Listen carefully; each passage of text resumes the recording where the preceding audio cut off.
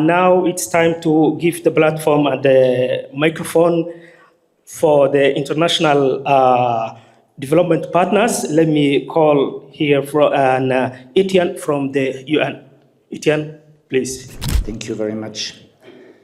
People say you should never start a speech apologizing, but I will apologize for not wearing a tie.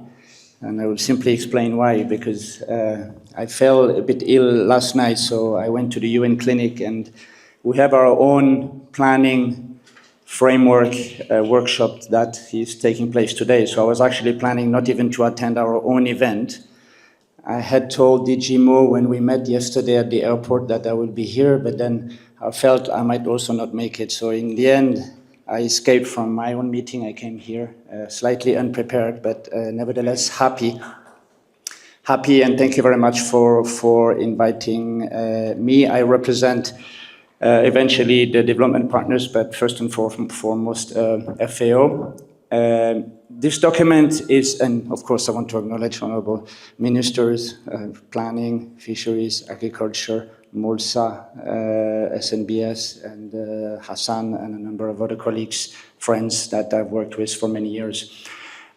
Just to say that the document is hugely important for us as FAO, for the UN, for the international community, because it sets the trends. Now, I happen to be one of the country directors who has been serving in Somalia for one of the longest period of time. George Conway would be the oldest serving.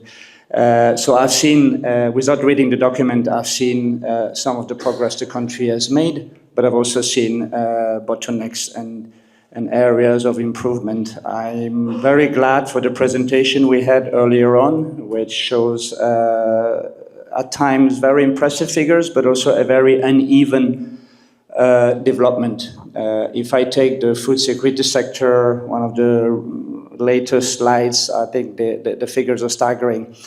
I think it goes back to 2004, but if you go back to the 80s, the level of production that existed in Somalia, in the crop sector, fruit sector, not so much, I don't know so much about the livestock, was a very different figures. I mean, this country used to export. I will say, nevertheless, that the population has also increased dramatically.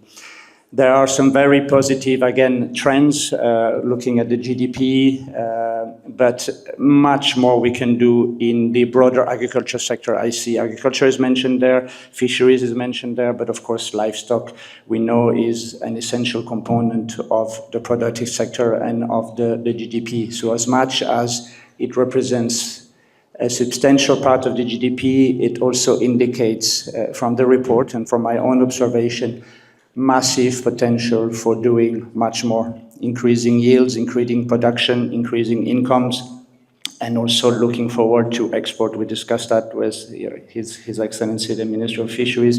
We will be having a consultation in a couple of days with Minister of Agriculture also to discuss our own planning framework.